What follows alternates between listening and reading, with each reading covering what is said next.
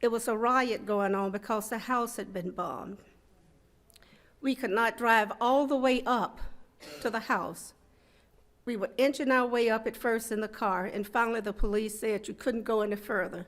So we had to get out and walk about 3 blocks. Those 3 blocks were the longest 3 blocks, I think, in history. You had rioting going on, you had police shooting in the air, bullets zooming in the air. But we made it to the house, and when we got there, it was just really sort of like a shock and disbelief because half of the house had been blown away, basically. Garage doors were out. Everyone in the house had been blown out, not only in our house, but in houses within the neighborhood. I remember running in, checking to see if my father was all right, which he was. And I'm an avid lover of animals. And so I went out in the backyard searching for my dogs. And when I got there, I saw a neighbor covering something, which happened to be a dog, one of my dogs that had been blown to pieces.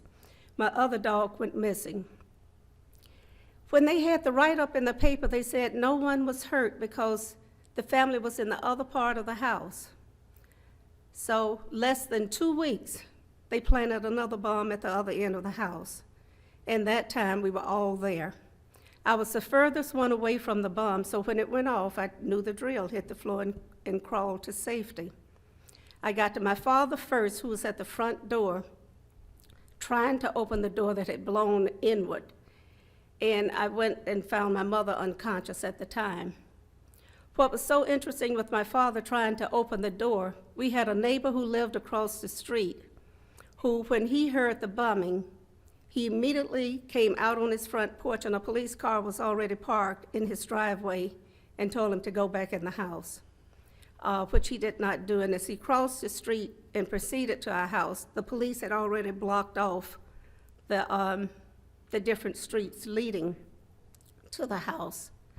So it was, again, a big time of unrest during that time.